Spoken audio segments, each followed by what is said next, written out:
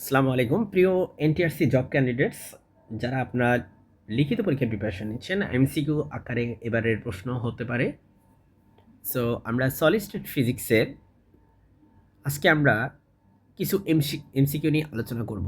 এটা আমাদের এনটিআরসি এর ফিজিক্স রিলেটেড আমরা একটা কোর্স লঞ্চ করেছি, সেই কোর্সের অন্তর্গত এগুলো হচ্ছে ফ্রি ক্লাস।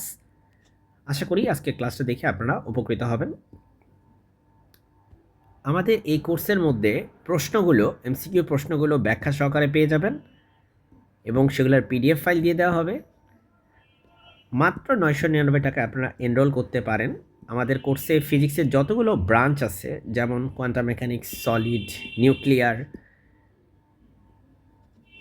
ক্লাসিক্যাল মেকানিক্স, এরকম যতগুলো মেজর ব্রাঞ্চ আছে, থার্মোডাইনামিক্স, প্রত্যেকটা ব্রাঞ্চ থেকে আমরা হচ্ছে এমসিকিউ আলোচনা করব, ধারাবাহিকভাবে লাইভ ক্লাস নিব এবং সেগুলো সমাধান করব। আর 100+ মডেল টেস্ট আমরা আয়োজন করব, যেগুলো থেকে ইনশাল্লাহ আপনারা সলভ করলে উপকৃত হবেন। কঠিন পদার্থকে প্রধানত কয় ভাগে ভাগ করা যায়? সলিড ফিজিক্সের খুবই এলিমেন্টারি টপিক। কঠিন পদার্থকে টোটাল হচ্ছে 2 ভাগে ভাগ করা যায়। একটা হচ্ছে ক্রিস্টালাইন সলিড, একটা হচ্ছে অ্যামরফাস সলিড। এখানে ভুল আছে, এটা এ হবে। এখানে পলিক্রিস্টালাইনকে আলাদা করে দেখানো হয়েছে, বাট যেটা সত্য না। পলিক্রিস্টালাইন আসলে ক্রিস্টালাইনেরই একটা অংশ, আপনারা জানেন সবাই। আমাদের সলিড স্টেট ফিজিক্সের যে বই, সেগুলো একদম শুরুর পেজেই এটা লেখা থাকে। আচ্ছা, এরপরে হচ্ছে ক্রিস্টালাইন। আচ্ছা, আরেকটা কথা, সেটা হচ্ছে পিডিএফে কিন্তু এটা ঠিক করে দেওয়া হবে, সো টেনশন নেই। ক্রিস্টালাইন কঠিন পদার্থের বৈশিষ্ট্য কি? ক্রিস্টালাইন কঠিন পদার্থের বৈশিষ্ট্য কি? অনিয়মিত গঠন, দীর্ঘ দূরত্বে সুশৃঙ্খল গঠন, অনিয়মিত গঠন বা ইরেগুলার শেপ, এই ব্যাপারটা ক্রিস্টালের বৈশিষ্ট্য না, এগুলো হচ্ছে অ্যামরফাস সলিডের বৈশিষ্ট্য। দীর্ঘ দূরত্বে সুশৃঙ্খল গঠন, হ্যাঁ, সুশৃঙ্খলতা বা রেগুলারিটি, পিরিয়ডিসিটি থাকা, এটাই হচ্ছে ক্রিস্টালের বৈশিষ্ট্য। তরল বৈশিষ্ট্য না, স্থির ঘনত্ব নেই, এগুলো আসলে ক্রিস্টালাইন পদার্থের বৈশিষ্ট্য না। সো উত্তর হচ্ছে সব কিছু ইন্ডিকেট করে বিয়ের দিকে। সো এটা আমরা জানি যে ক্রিস্টালাইন সলিডের ক্ষেত্রে পরমাণুর বা আয়নের বা সোজা কথা হচ্ছে ল্যাটিসের একটা লং রেঞ্জ একটা অর্ডার থাকে। ল্যাটিসের একটা লং রেঞ্জ অর্ডার থাকে। এরপর হচ্ছে অ্যামরফাস সলিড এর উদাহরণ কোনটি? আমরা জানি অ্যামরফাস সলিড হচ্ছে সেই ধরনের সলিড যেগুলো ক্রিস্টালাইন সলিডের বিপরীত। ক্রিস্টালাইন সলিডের মধ্যে একটা অ্যাসেম্বলি থাকে, একটা রেগুলারিটি থাকে, একটা পিরিয়ডিসিটি থাকে। অ্যামরফাস সলিডের মধ্যে সে ব্যাপারটা থাকে না, তারা অনেকটা র্যান্ডমলি অ্যাটমগুলো সাজানো থাকে অ্যামরফাস সলিডে। কিন্তু ক্রিস্টালাইন সলিডে অ্যাটমগুলো বা আয়নগুলো বা মলিকুলগুলো তারা ল্যাটিসের প্রত্যেকটা বিন্দুতে সুশৃঙ্খলভাবে তারা থাকে। হ্যাঁ, সো এই হচ্ছে আসলে ক্রিস্টালাইন আর অ্যামরফাসের মধ্যে স্ট্রাকচারগত ডিফারেন্স। এখানকার উদাহরণে সোডিয়াম ক্লোরাইড একটা ক্রিস্টালাইন সলিড, বিকজ সেখানে একটা ক্রিস্টালের একটা ব্যাপার স্যাপার থাকে।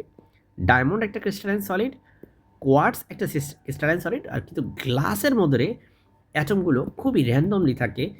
সো এখানে ক্রিস্টালাইন সলিড না কোনটা, মানে অ্যামরফাস সলিড কোনটা, উত্তর হচ্ছে গ্লাস হবে। নেক্সট হচ্ছে ইউনিট সেল কি? ইউনিট সেল হচ্ছে ক্রিস্টালের ভিতরে থাকা সেই স্মল একটা ভলিউম বা স্মল একটা স্পেস, সেটা ভলিউম হতে পারে, সেটা এরিয়া হতে পারে, যেটা রিপিট করলে, যেমন এটা হতে পারে একটা ইউনিট সেল, যেটাকে যদি আমরা রিপিটেশন করি তখন আমরা পুরো ক্রিস্টালটা পেয়ে যাই। এটার রিপিটেশনটাই হচ্ছে পুরো ক্রিস্টালটা। আশা করি বুঝতে পারতেছেন যে আমি একটু এঁকে নিই, দাঁড়ান। হ্যাঁ, এভাবে রিপিটেশন হবে সব দিকে। আমি এখন যেভাবে আঁকতেছি এইভাবে সব দিকে রিপিটেশন হবে। এটাই হচ্ছে আসলে crystalline solid, sorry unit cell. Unit cell কী করে? ইউনিট সেল হচ্ছে smallest repeating unit, smallest repeating unit, যেটাকে রিপিট করলে পুরো ক্রিস্টালটা তৈরি করা যায়, পুরো ক্রিস্টালটা তৈরি করা যায়। আর আপনারা জানেন যে ক্রিস্টাল মানে কি? ক্রিস্টাল মানে হচ্ছে ক্রিস্টাল মানে হচ্ছে ল্যাটিস প্লাস বেসিস। ল্যাটিস কি? ল্যাটিস হচ্ছে খুব রেগুলারলি যদি অ্যাটমগুলো ম্যাথমেটিক্যাল পয়েন্ট সাজানো থাকে, খুব রেগুলারলি যদি ম্যাথমেটিক্যাল পয়েন্ট সাজানো থাকে, এই ম্যাথমেটিক্যাল পয়েন্টের রেগুলার অ্যারেঞ্জমেন্টটাকে আমরা বলি ল্যাটিস। আর বেসিস বলতে বোঝায় আয়ন, অ্যাটম বা মলিকুল, যারা এই যে ম্যাথমেটিক্যাল পয়েন্টগুলা সেখানে বসে থাকে। আর এই দুইটা মিলে একসাথে তৈরি হয় ক্রিস্টাল। মানে ল্যাটিস পয়েন্টগুলোতে আমরা যদি বেসিস বসে থাকতে দেখি, এটাকে আমরা বলি ক্রিস্টাল স্ট্রাকচার। এ পর্যায়ে আমরা উত্তর দাগাই। সবচেয়ে বড় ক্রিস্টাল না, সবচেয়ে ছোট পুনরাবৃত্ত অংশ? ইয়েস, স্মলেস্ট রিপিটিং ইউনিট, সবচেয়ে ছোট পুনরাবৃত্ত অংশ। সো উত্তর হবে বি। এরপরের প্রশ্ন হচ্ছে ক্রিস্টাল ল্যাটিস কি? ক্রিস্টাল ল্যাটিস কি? পরমাণুর এলোমেলো বিন্যাস না, নিয়মিত বিন্যাস? ইয়াস। এলোমেলো মানে হচ্ছে যেখানে আমরা বলি র্যান্ডম ইংলিশে, অবশ্যই র্যান্ডমলি থাকলে সেটাকে আমরা ক্রিস্টাল বলতে পারি না, সেটাকে আমরা অ্যামরফাস বলতে পারি। ঠিক আছে, অ্যামরফাস বলতে পারি, ক্রিস্টাল তাকে বলা যায় না। যেমন গ্লাস একটা অ্যামরফাস সলিডের উদাহরণ। আচ্ছা, নেক্সট।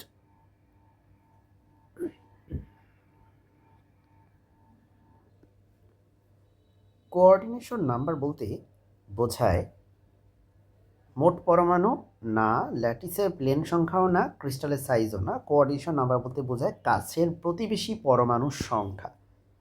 সো উত্তর হবে হচ্ছে বি। আমরা ব্যাখ্যাটা একটু পড়ে নিচ্ছি। একটি পরমাণুর চারপাশে যত নিকটবর্তী পরমাণু থাকে সেটাই হচ্ছে সেই পরমাণুর জন্য কোঅর্ডিনেশন নাম্বার। এটার আরেকটা নাম আছে সন্নিবেশ সংখ্যা।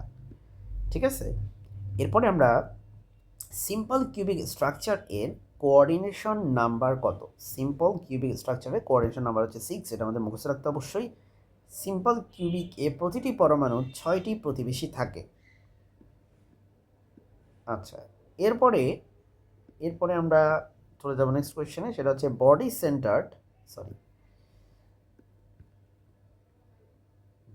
সেন্টার্ড কিউবিক বা বিসিসি এর কোঅর্ডিনেট নাম্বার কত? এগুলো মুখস্থ রাখা একটু পেইনফুল, বাট মুখস্থ রাখতে হবে। সিম্পল কিউবিকের ক্ষেত্রে 6, বডি সেন্টারের ক্ষেত্রে 8। ঠিক আছে। আচ্ছা, এরপরে আমাদের আছে এফসিসি মানে ফেস সেন্টার্ড কিউবিক এর কোঅর্ডিনেশন নাম্বার হচ্ছে 12। সুতরাং আমরা সিম্পল কিউবের ক্ষেত্রে 6, বডি সেন্টারের ক্ষেত্রে 8, আর এফসিসির ক্ষেত্রে হচ্ছে 12। সো খুব ক্রুশিয়াল এই তিনটা নাম্বার। একটা হচ্ছে সিম্পল কিউবিক, এটা হচ্ছে বডি সেন্টার্ড কিউবিক, আরেকটা হচ্ছে ফেস সেন্টার্ড কিউবিক। সোডিয়াম ক্লোরাইডের ক্রিস্টাল স্ট্রাকচার অনুসরণ করে এফসিসি মানে হচ্ছে ফেস সেন্টার্ড কিউবিক, এই স্ট্রাকচার ফলো করে। এরকম ছোটো ছোটো এমসিকিউগুলো আমাদেরকে বেশ ভড়কিয়ে দিতে পারে, কারণ এগুলো ডেফিনেটলি আমরা ওইভাবে আমাদের মনে থাকার কথা না। আমরা পড়ে আসছি এফসিসি এবং অনেকেরই ডেফিনেটলি মনে নেই, তাই না? তো এই জন্য এমসিকিউ বেশি বেশি প্র্যাকটিস করা লাগবে। সেজন্য আমাদের 100+ এমসিকিউ মডেল টেস্ট আছে, যেখানে কোনো একটা নির্দিষ্ট বিষয় থেকে না, আমরা পদার্থবিজ্ঞানের প্রত্যেকটা ব্রাঞ্চ থেকে পর্যাপ্ত পরিমাণে এমসিকিউ সলভ করবো ইনশাল্লাহ, যাতে কোনোভাবেই আমাদের কোয়েশ্চেনের প্যাটার্নগুলো মানে খুব বেশি অপরিচিত মনে না হয়। আমরা ইনশাল্লাহ পরীক্ষা হলে সেগুলো রিলেট করতে পারবো, আমি বিলিভ করি। এরপরে হচ্ছে বিসিসির ক্ষেত্রে প্র্যাকিং ফ্র্যাকশন কত? বিসিসির ক্ষেত্রে প্র্যাকিং ফ্র্যাকশন হচ্ছে 68%। সুতরাং আমরা বলতে পারি যে সিম্পল কিউবিকের ক্ষেত্রে হচ্ছে প্র্যাকিং ফ্র্যাকশন 52%, প্রায় অনেক জায়গা ফাঁকা। তারপরে এফসিসির ক্ষেত্রে সেটা হচ্ছে 74%, সবচেয়ে বেশি এফসিসি। আর বিসিসির ক্ষেত্রে সেটা হচ্ছে প্রায় 68% প্যাকিং ফ্র্যাকশন। সেগুলো আমাদের মনে রাখতে হবে। যেখানে প্যাকিং ফ্র্যাকশন সবচেয়ে বেশি, সেটা বেশিরভাগ জায়গায় ফিল্ড আপ। এরকম সংক্ষিপ্ত যে প্রশ্নগুলো প্যাকিং ফ্র্যাকশন কত, এগুলো খুবই ইম্পর্ট্যান্ট।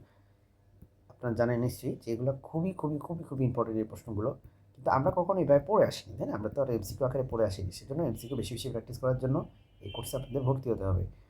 ইনশাল্লাহ ভালো একটা প্রিমিয়াম সার্ভিস পাবেন, আমি এ ব্যাপারে বিশ্বাস করি, আশাবাদী। মিলার ইন্ডিসিস কোনটি নির্দেশ করে? অবভিয়াসলি এটা ক্রিস্টাল প্লেন হবে, আপনারা জানেন মিলার ইন্ডিসিস দিয়ে আমরা ধরেন 100 এটা একটা প্লেনকে রিপ্রেজেন্ট করে, তারপর ধরেন 010 একটা প্লেনকে রিপ্রেজেন্ট করে, বা ধরেন যে 1 বার 0 ধরেন 2 বার এটা একটা প্লেনকে রিপ্রেজেন্ট করে। মিলার ইন্ডিসিস নিয়ে যদি আপনাদের রিভিশন দরকার হয়, আমার channel university math physics by Mahmud, এই চ্যানেলে university math physics by Mahmud এই চ্যানেলে আমি অসংখ্য ভিডিও করছি মিলার ইন্ডিসিস থেকে প্লেন। আমার মনে হয় কত অনেক প্রবলেম সলভ করে দিয়েছি, অনেকগুলো মিলার ইন্ডিসিস নিয়ে। এই চ্যানেলে গিয়ে সলিড স্টেট ফিজিক্স নামক একটা প্লেলিস্ট পাবেন, যেখানে আপনি একেবারে বেসিক থেকে শুরু করে আমি সলিড স্টেট ফিজিক্স নিয়ে আলোচনা করেছি। আচ্ছা, আর এমনিতে আমরা আমাদের পেইড ব্যাচে আমরা লাইভ ক্লাসের মধ্যে এগুলো নিয়ে আলোচনা করব, এগুলো নিয়ে আমরা ভিডিও দিব। এরপরের প্রশ্ন হচ্ছে 100 প্লেন, এটা দিয়ে কি বোঝায়? খুব সহজ। 100 এই প্লেনে দেখেন 1-এর উল্টা হচ্ছে আপনার 1, রেসিপ্রোকাল নেবেন, রেসিপ্রোকাল মানে উল্টা। 0-র উল্টা হচ্ছে ইনফিনিটি, এখানে 0-র উল্টা ইনফিনিটি। তাহলে 1-এর উল্টা 1, এটা এটা কী বোঝায়? এই রেসিপ্রোকালটা বোঝায়, আমরা মনে আছে কি না, এটা হচ্ছে এক্স ওয়াই জেড ইন্টারসেপ্ট বোঝায়। দাঁড়ান একটু সুন্দর করে লিখি, এক্স কমা ওয়াই কমা জেড ইন্টারসেপ্টস বোঝায়। তার মানে আমাদের এক্স ইন্টারসেপ্টের ভ্যালু হচ্ছে 1, ওয়াই ইন্টারসেপ্ট আর জেড ইন্টারসেপ্ট হচ্ছে ইনফিনিটি। ইন্টারসেপ্ট যদি ইনফিনিটি হয়, এই কথাটার মানে হচ্ছে ধরেন এটা এক্স এক্সিস, এটা ওয়াই এক্সিস, এটা হচ্ছে জেড এক্সিস। যদি ইন্টারসেপ্ট দেখেন এক্স ইন্টারসেপ্ট 1, তার মানে ধরেন এটা হচ্ছে 1 বিন্দু, ঠিক আছে? এখন আপনাকে বলছে, কালারটা চেঞ্জ করে নিই, আপনাকে বলছে যে ওয়াই ইন্টারসেপ্ট হচ্ছে ইনফিনিটি। এই কথাটা মানে কি জানেন? ওয়াই এক্সিসকে কখনো সে কাট করবে না, সে ওয়াই অক্ষের সমান্তরাল হবে। তার মানে 1 থেকে আমরা ওয়াই অক্ষের সমান্তরাল একটা লাইন টানবো এভাবে, কারণ যেহেতু সে ওয়াই অক্ষকে কখনো কাট করবে না, ওয়াই অক্ষের সমান্তরাল হবে, ঠিক আছে? সিমিলারলি সে হচ্ছে জেড অক্ষকেও কাট করবে না। দেখেন জেড অক্ষের জেড ইন্টারসেপ্ট হচ্ছে ইনফিনিটি, তার মানে জেড হচ্ছে এই দিকে, এই যে এই দিকে বরাবর। সুতরাং এই বরাবর এরকম করে একটা আমাদেরকে কী টানতে হবে, একটা লাইন টানতে হবে, ঠিক আছে? সো এইভাবে করে আমাদের আর কি প্লেনের যে ভিডিওগুলো, যে মিলার ইন্ডাস্ট্রি থেকে কীভাবে প্লেন আঁকতে হয়, এইভাবে করে আমি প্রত্যেকটা ধারাবাহিকভাবে ধীরে সুস্থে বোর্ডে গিয়ে সব বোঝাইছি। সো ডিটেলসে দেখার জন্য অবশ্যই আপনারা সেগুলো রিক্যাপ করে নেবেন, আমাদের এমসিকিউতে এত কিছু আলোচনা করার সুযোগ নেই।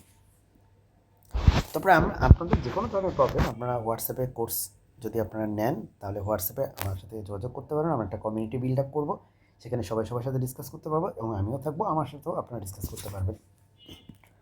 ব্রাভাইস ল্যাটিস মোট কয়টি? আমরা জানি যে ব্রাভাইস ল্যাটিস হচ্ছে 3 ডাইমেনশনাল বা ত্রিমাত্রিক স্থানাঙ্কে মোট ইউনিক 14 ধরনের ল্যাটিস পাওয়া যায়। 14 ধরনের ল্যাটিস শ্রেণী বানানো সম্ভব, এগুলোকে আমরা বলি ব্রাভাইস ল্যাটিস। সো অ্যান্সার হবে 14। ভিডিওটা আজকে আর লম্বা করবো না, আশা করি আপনার এই ভিডিওটা দেখে উপকার হলো। আমরা এই পিডিএফগুলো আপনাকে দিয়ে দিব, এই পিডিএফে যদি কোনো ভুল থাকে সেগুলো আমরা কারেক্ট করে দিয়ে দেবো ইনশাল্লাহ, কোনো টেনশন নাই। সো এই হচ্ছে আজকের ক্লাসের আলোচনার বিষয় ছিল। আমার জন্য দোয়া করবেন। আসসালামু আলাইকুম।